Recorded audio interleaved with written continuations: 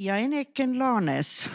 Ma ei tea, kas me võime Mihkelsoni romaani Kujukeset väljakut nimetada tema noorusromaaniks, aga igal juhul on see huvitav teos, millest on vähe räägitud, nii et ootame põnevusega.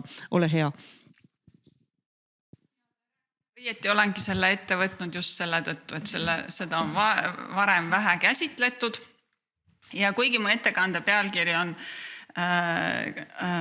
kunstniku portree noore naisena, siis ma tegelikult viitab loomulikult James Joyce'ile, aga ma Joyce'ist täna väga palju ei räägi. Minu jaoks ma panin sellise pealkirja, et rõhutada seda, et minu jaoks on siis Kujukeset väljakut 1983 ilmunud lühiromaan siis ühes köites koos Matsi Põhjaga, mis oli varasemalt juba ka ajakirjas ilmunud. Et selle romaani põhiline eesmärk on või mis seal toimub, on siis biograafilise või autobiograafilise ettevõtmise uurimine, et see püüab kujutada inimese kujunemist läbi tema lapsepõlve ja noorusaastate. Nii et minu ettekanne on seega huvitatud sellest tekstist kui kontseptuaalsest uurimusest selle kohta, mida tähendab mitte ainult kirjutada autobiograafiat, vaid ka laiemalt vaadata tagasi oma elule ja seda mõtestada. Ja samas mõelda, mis on sellise tagasivaatamise eesmärgid ja mehhanismid, miks me seda teeme ja kuidas. See on minu arvates Ene Mihkelsoni eesmärk selles romaanis. See on siis Mihkelsoni uurimus autobiograafilisest kirjutusest kui sellisest ja inimese eluvormidest ja mudelitest. Niisiis mitte Anna biograafia, milles peituks siis Mihkelsoni varjatud autobiograafia, vaid uurimus autobiograafilisest kirjutusest, selle ajaloost, mehhanismidest, eesmärkidest. Ja sellisele lugemisviisile ärgitavad meid muidugi Mihkelsoni intertekstid Rousseau Emil ja R.G. Collingwood, Robin George Collingwoodi autobiograafia, mille pealkiri ongi siis autobiograafia, millele osundatakse juba kohe tekstide alguses siis motode kujul, aga ka sellised intertekstid nagu kasvatusteoreetikute, kui me Pestalozzi võime kasvatusteoreetikuks nimetada, siis Johann Heinrich Pestalozzi ja Anton Makarenko, kes siis kõik esitavad mingisuguseid erinevaid teooriast kasvatusest kui inimese elu vormimisest. Mihkelson alustab siis oma teksti asja ja sümboli eristusega. Nii nagu erinevad siis tema jaoks tuvi ja Picasso rahutuvi, asi ja sümbol, on siis ka lühiromaani peategelase Anna arvates erinevad elu ja elust jutustamine. Elu on erinevatest meeleseisunditest ja sündmustest koosnev jada. Ma ei kasuta slaide, aga ma tsiteerin hästi palju Mihkelsoni, nii et kuulake kõrv kikkis neid tsitaate, et võib-olla on üsna raske jälgida, aga pingutame. Nii siis elu on erinevatest meeleseisunditest ja sündmustest koosnev jada, tsitaat, elu oli kooliaasta, veerand, hiirekõrvades raamatud, külmetavad käed kutsuvas ojanires, elu olid leetrid, läkaküha, sarlakid, pioneerikoondus, joonistusvõistlus, Spartakiaadiks valmistumine, elu jagunes lõikudeks, igaks päevaks lõigati sellest üks jupp, mis tuli kesta. Nii et see on elu kui asi, aga mitte kui sümbol. Anna ütleb, tegija seisukohalt ei pruugi argipäev sümboolseks muutuda. Elava inimesena ei saa ta ennast kujutada kui kuju. Ta ei tarvitse üldse erinevatele tõlgendustele mõelda. Me vajame teatud distantsi, teatud kõrvaltvaadet sellele argielule, et näha seda elu tähendusliku tervikuna. Taas tsitaat, me arutlused on kõrvaltvaataja omad. Teine, me räägime inimese elust ikka nii, nagu seal oleks algus, murrangumoment ja lõpp. Algus lõpp ju on, kuid kõrvaltseisja jaoks. Inimese enda jaoks on elu vaid elu ja kõik, mis temaga juhtub, on võrdselt tähtis. Ei ole olulist ega ebaolulist. tõusud ja mõõnad on selle jaoks, kes tahab elust midagi välja tuua, inimesest läbi ajada niiti. Tsitaadi lõpp. Ainult sellisele vaateviisile, sellisele distantseeritult tagasivaatavale vaateviisile saab Annast siis kuju keset väljakut, nagu ka tuvi hakkab tähendama rahu. Nii et romaani plaan on paika pandud kohe esimeses peatükis, kus Anna tsitaat seisab keset väljakut ja püüab loo mälestustesse korda. Tsitaadi lõpp, kus ta, jälle tsitaat, vaatab tagasi pöörlevasse trumlisse, mis on ta elu. Jutustajal on kavatsus, tsitaat, Annast rääkida nõnda, nagu ta oli neis aastates ja nagu ta nägi neid aastaid hiljem täiskasvanu eas.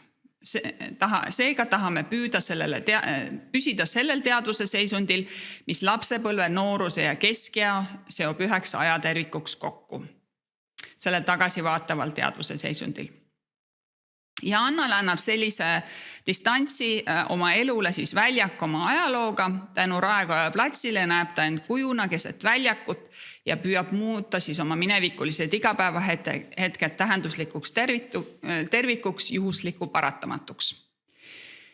Seda Anna projekti on lihtne lahti seletada narratiivipsühholoogide ideedega enese jutustamise rollist meie elus. Nimelt nemad arvavad, et inimese identiteedi ja heaolu, psühholoogilise heaolu huvides vajab ta lisaks elamisele oleviku hetkedes oma mineviku pidevat mõtestamist ja erinevate eluhetkede narratiivset sidumist suuremaks tähenduslikuks tervikuks. Ja see narratiiv ongi just see, mis seda tähendust annab. Näiteks Mark Freeman väidab, et tagasivaatav distants, mida ta siis ingliskeelse terminiga nimetab hindsight, on see, mis võimaldab inimesel oma elu mõtestada ja ka moraalselt hinnata. Ja see on vajalik selleks, et teada, kes ollakse olevikus ja kuhu peaks liikuma tulevikus. Nii et enesest jutustamine on seotud identiteediga ja see on ka siis narratiivipsühholoogide arvates igasuguste enesekirjutuslike žanrite nagu päeviku, memuaaride, elulugude mõte ja ülesanne. Kuid nad rõhutavad, et selle narratiivsel tõlgenduse all tuleb silmas pidada mitte ainult reaalset kirjutamist, autobiograafilist kirjutamist, vaid meie teadvus on pidevalt sellises autobiograafilise tõlgenduse ja mälestuste korrastamise protsessis, mis on siis millel on meie jaoks identiteeti loov jõud. Ja kui, nagu me siis näeme, nii nagu alustab Mihkelson või Anna,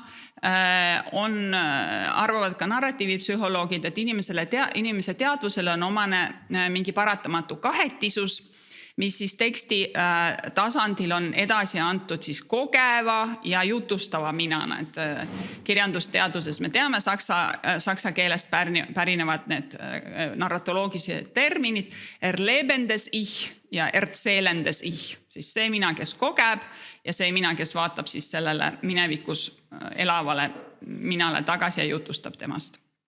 Nii et väikese vahekokkuvõttena võikski siin nüüd öelda, et kujukeselt väljakut esimeses osas, enne kui minnakse tõsisemalt Anna elu juurde, joonistab Mihkelson välja oma arusaama inimese enese teadvuse paratamatust kahetisusest, lõhest siis kogeva ja ennast tõlgendava poole vahel.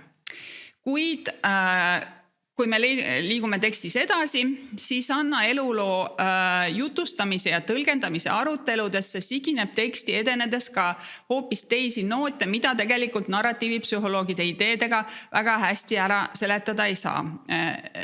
Et see teatud lõhe Annas ei ole mitte ainult distants selle vahel, kes ta oli ja kuidas ta ennast hiljem nägi, siis elamise ja elu tõlgendamise vahel, vaid ka selle vahel, kes ta seespoolselt on ja kuidas teda näevad ja tõlgendavad teised inimesed.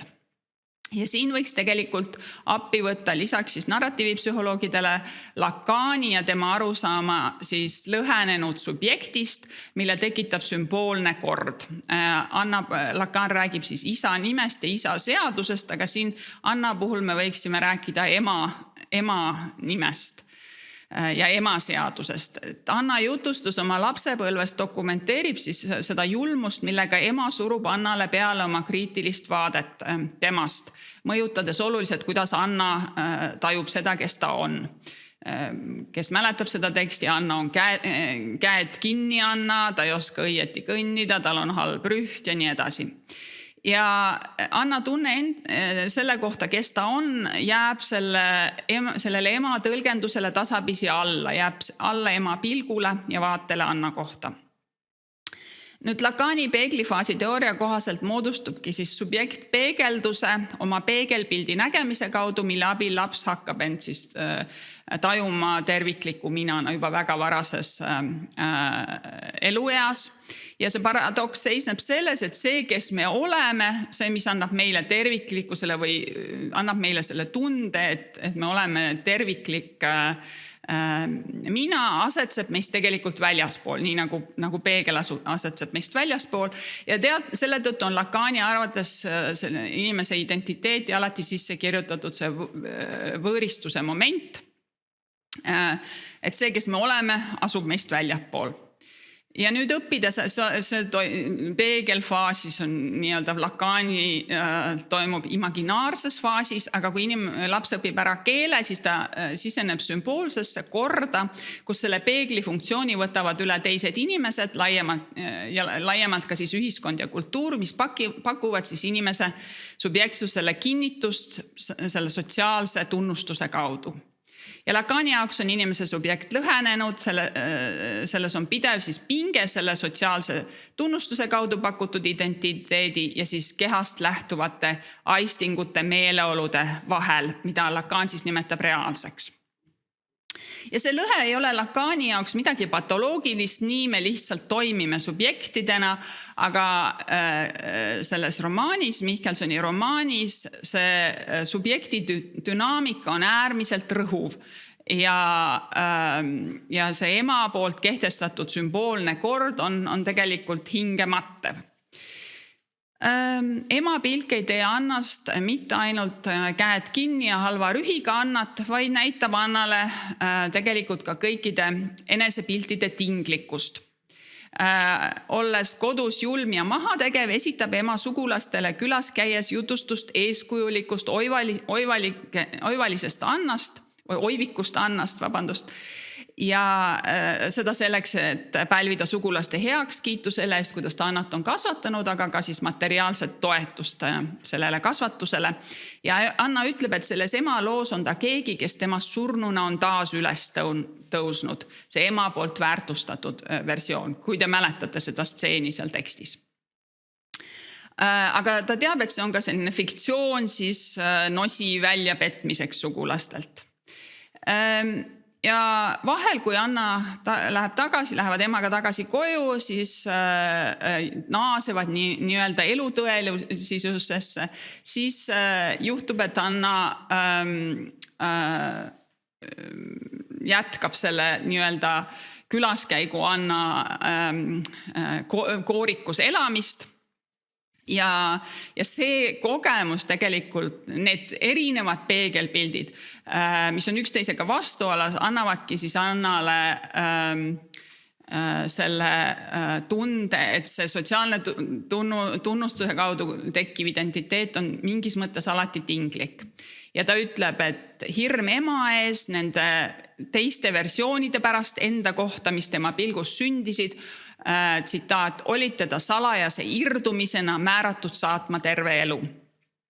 Ja see vaev on osalt ka Anna pöörlevasse elutrumlisse tagasi vaatamise tungi üks põhjusi, miks ta üldse tunneb vajadust oma elulugu jutustada. Nüüd koolis võtavad ema pilgu subjekti loova rolli üle stalinistlikud kasvatusprintsiibid, mis on siis mudeldatud, nagu ma juba ütlesin, Makarenko ja Pestalozzi ideedele ja mis on jälle niivõrd rõhuvad, et ei jäta mingit ruumi Anna tunnetele ja mõtetele. Ta on sunnitud need vormiliselt omaks võtma, et autoritaarses ühiskonnas edukalt toimida. Tuleb käsku täita ja mitte midagi tunda ega arvata.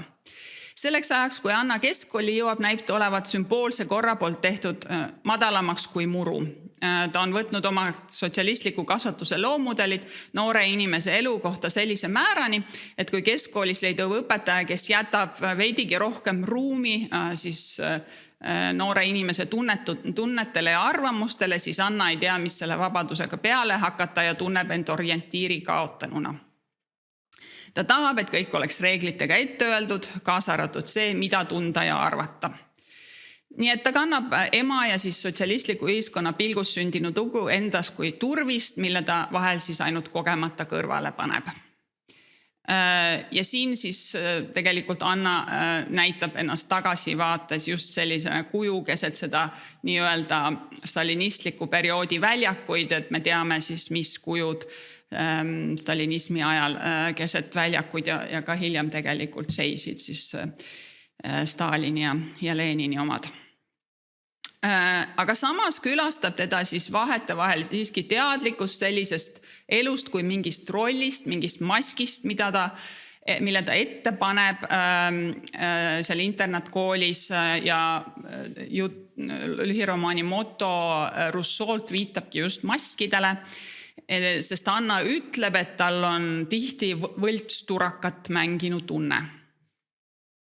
Nüüd, kui Anna jõuab ülikooli, siis see tõotab muutust, aga kui ta valib internatkooli sõjalise ja ka ülikooli töökasvatuse rõhuva maailmaga toime tulemiseks raamatud ja kultuuri, siis tegelikult on need raamatute poolt pakutud elumodelid Anna iset samamoodi anastavad nagu need ideoloogilise kasvatuse omad. Et need raamatu eeskujud, mille sarnaseks Anna tahab saada ja kellega samastuda, lükkavad ta järjest rohkem eemale teistest kaaslastest ka ülikoolis ja tekitavad üksildustunnet ja ebakindlust. Ja vaid tagantjärele mõistab Anna, tsitaat, tugev identifitseerimise tarve kujutlusega iseendast, mõistusega välja mõeldud endast või mõnest ammusurnud ajaloolisest isikust kustutas ta enese. Et kogu senine elu oli seda teistega sarnanematut ennast pikkamööda eeskujudega samastanud ja et päris temale omane oligi ainult kirglik sarnanemisvajadus. Ta umbusaldab iseennast ja oma meeleolusid ja seda, mida ta tegelikult tunneb ja arvab.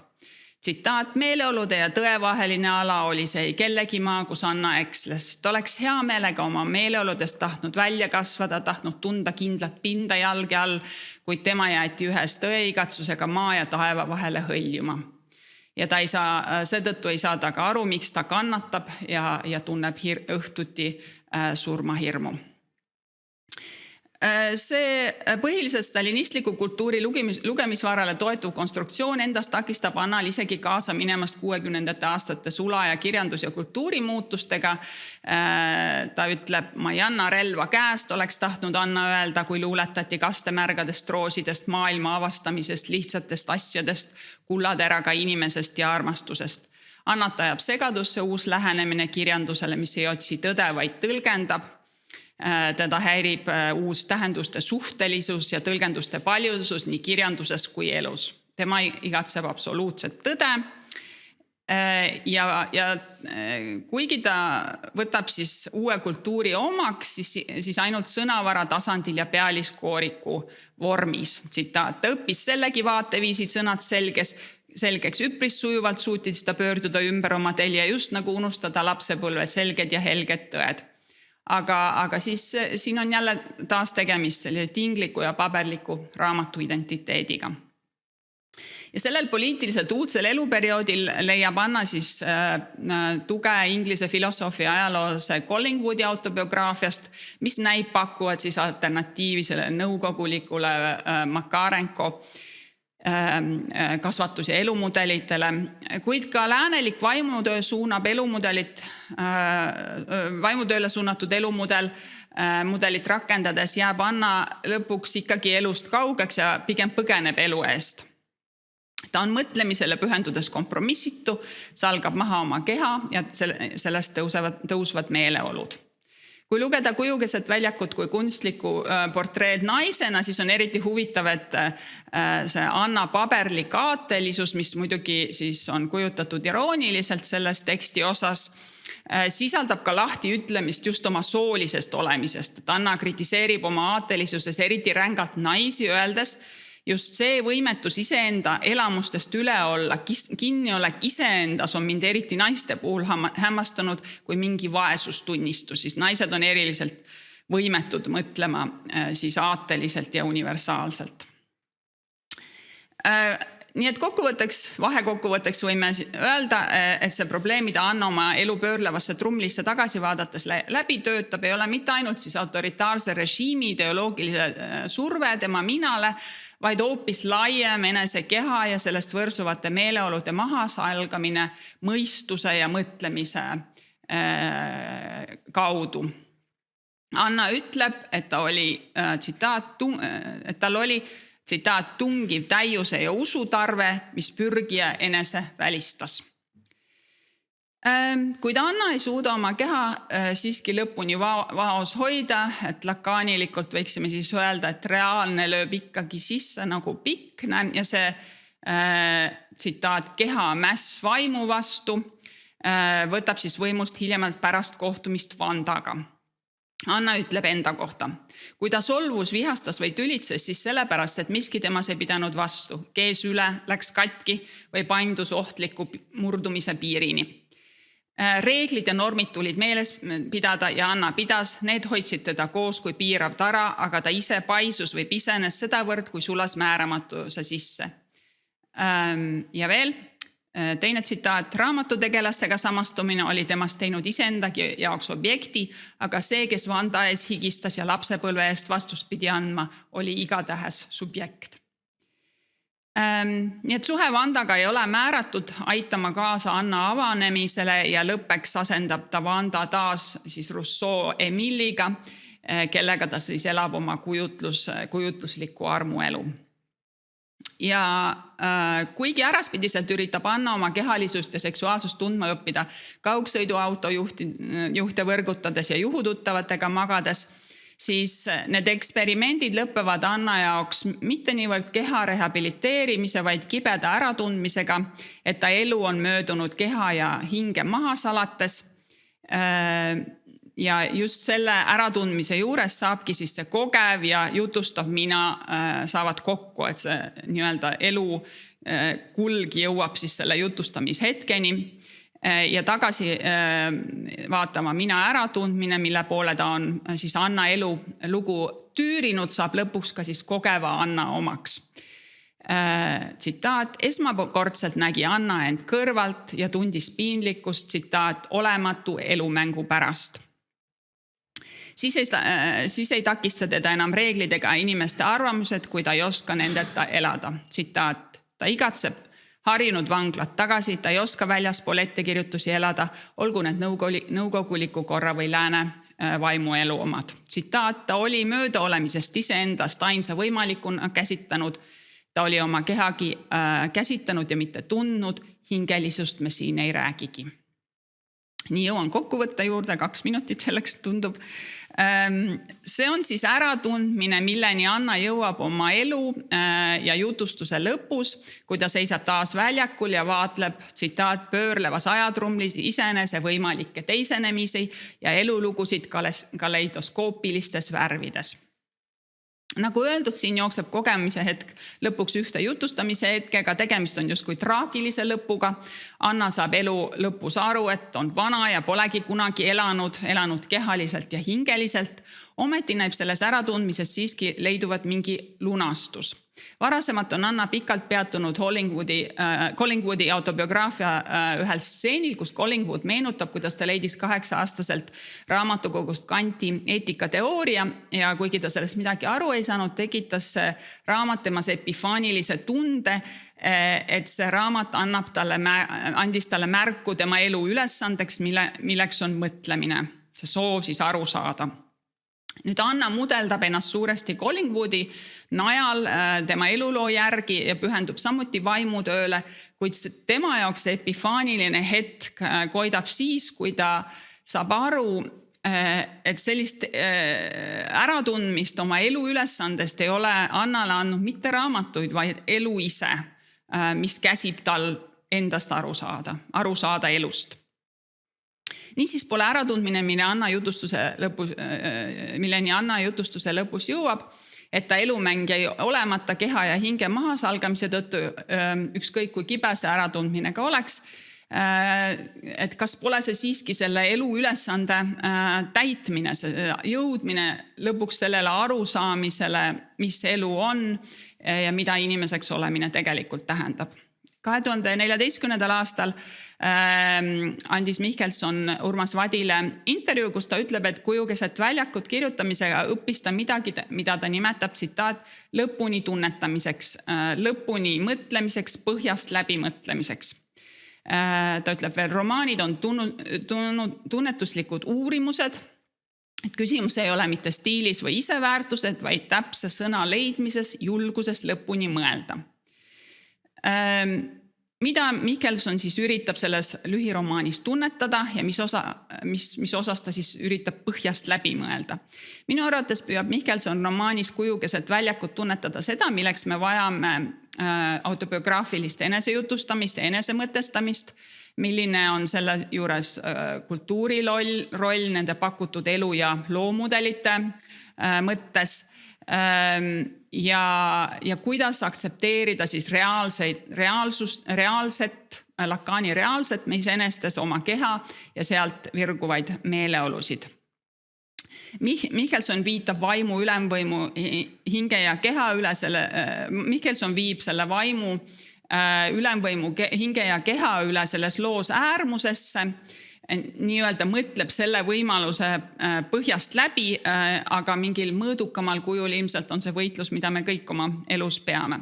Ja viimane lõik siia kõrvale sobib veel üks stseen Collingwoodi autobiograafiast, mis Annat eriti köidab, kus Collingwood kirjeldab, milline arusaam tekkis tal kunstist, kui ta kasvas oma vanemate ja nende kunstnikest sõprade ringis. Ja Collingwood ütleb, et ta õppis vaatama maale mitte kui lõpetatud produkti, vaid kui, tsitaat, nähtavat ja kusagile vedelema jäänud tõendust katsest lahendada mingi maaliline ülesanne. Et see siin haakub selle Mihkelsoni siis ütlusega Urmas Vadile, et kas me siis võiksimegi öelda, et kujukeset väljakut on katse mõelda põhjast läbi küsimus subjekti kahetisusest, ühest küljest siis autobiograafilise mõtestamise protsessis, aga teisest küljest siis selle pingena keha, hinge ja mõtlemise vahel. Aitäh!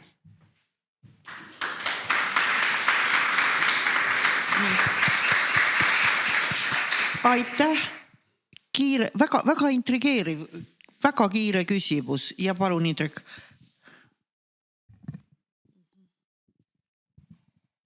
Ma olen nüüd see jobu, kes ütleb, et see pole rohkem nagu küsimus, vaid nagu mõte. Ei, lihtsalt täiendus, et täpselt nii on, et minu meelest selle lakanliku teooria üks selline lisadimensioon, mida lihtsalt sa võib-olla ei maininud selle ettekande jooksul ongi see, et see sümboolne kord või see tähistajate, see isa sõna kord ongi puudulik ja see, kes sellega täielikult identifitseerub, selle omaks võtab, siis see on lõpuks jõuab välja mingisuguse psühhootilise seisundini ja tegelikult ma arvan, selle mingisuguse asja, mida Mihkelson kirjeldab, selle iseloomustuseks on, ma arvan, mingi sõna või mingisugune psühhiaatritel mingi spetsiaalne isegi termin välja mõeldud, see on mingisugune täielik enese allutamine mingisugusel välisele, mis ma arvan, et see on mingi psühhoosi vorm ühesõnaga. Ja siis teine asi, mis tuli meelde kuidagi, on see, et selle loo mõte toob meelde kuidagi täpselt selle Kafka kuulsa parabooli Seaduse ees, kus siis mees tahab ligi saada seadusele, läheb väravavahi juurde, kes valvab seadust ja palub, et teda lubataks seaduse juurde ja siis lõpuks väravaht laseb ta seal istuda aastaid, ütleb, et praegu ma ei saa sind sisse lasta, ajab sükust ümmargust juttu ja lase teda ligi ja kuni lõpuks on see mees siis peaaegu närbumas, peaaegu suremas ja peale mida siis lõpuks väravaht enne surma ütleb talle, et sa pidid ise sisse minema, et see ongi ainult sulle mõeldud. Et kuidagi siuke paralleel tuli meelde. Ja kindlasti nõus, et tegelikult täpsemal vaatlusel ja see kõik on, kuidas Mihkelson seda põhjani läbi mõtleb, on väga keeruline, et selles kirjalikus versioonis sellest ettekandest ma püüan seda keerukust veel rohkem tegelikult näidata. Johanna, ruttu. Aitäh. Ja mina tahtsin peaaegu ikkagi küsida, kuigi võib-olla on see ka lihtsalt norimine, et muidu jäin kõike täiesti uskuma, aga et sul seal päris alguses oli natuke mingi selline rõhuasetus, et see nagu ei ole ikkagi biograafia, vaid uurimus biograafiast. Ja ma tahtsin, lihtsa lugejana ma ütleks, aga mulle on alati mõlemad olnud ja tahtsin küsida, et kas sul on mingit nagu tekstivälist infot või ka sellist sinu üldine arusaam Ene Mihkelsonist kui kirjanikust või inimesest, mis nagu kallutab sind sellest biograafilisest lugemisest veel eemale. Et miks sa mõtled, et Mihkelson ei oleks enda ainetel sellist biograafiat kirjutanud või et miks see ikkagi ei ole tema enda elu lahti kirjutus või lõpeb see kuskil vales kohas, sest minu arust ta lõpeb sellises naljakas kohas ja...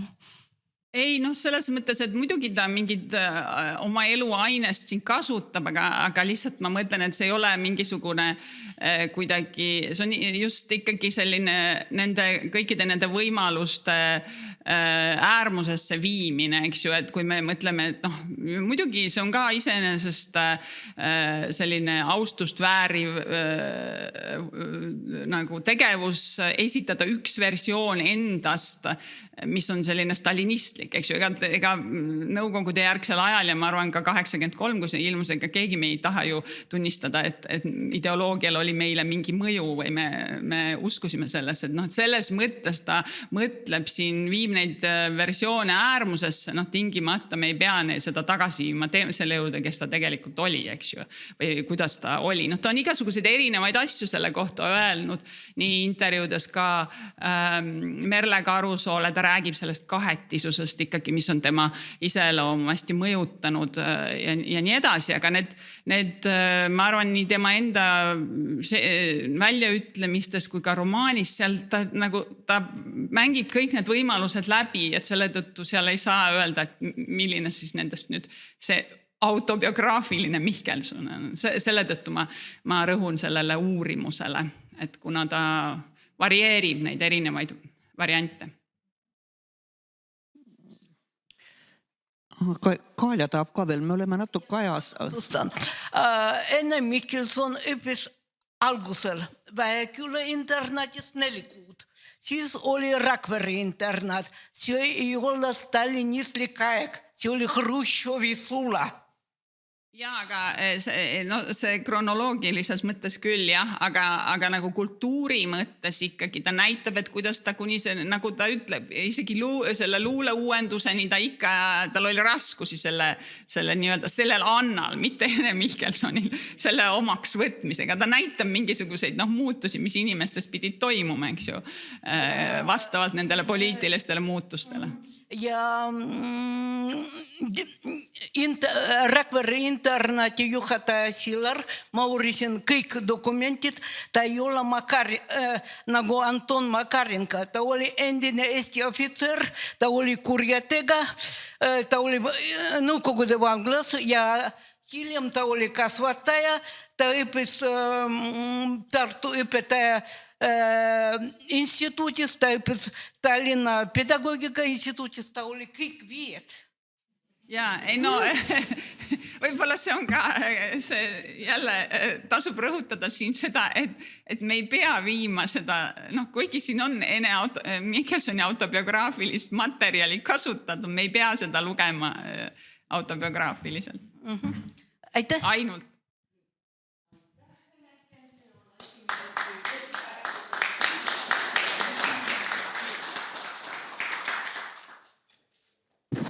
See oli väga huvitav ja ma ei saa siiski jätta ühte asja lisamata, kui see raamat ilmus nõukogude ajal, rohkem nagu ka Johannale seletuseks. Ja ma mäletan, kui me ilma Eneta rääkisime sellest ja Madis Kõiv viskas käega ja ütles, mis kuju keset väljakut, see on ju Stalin.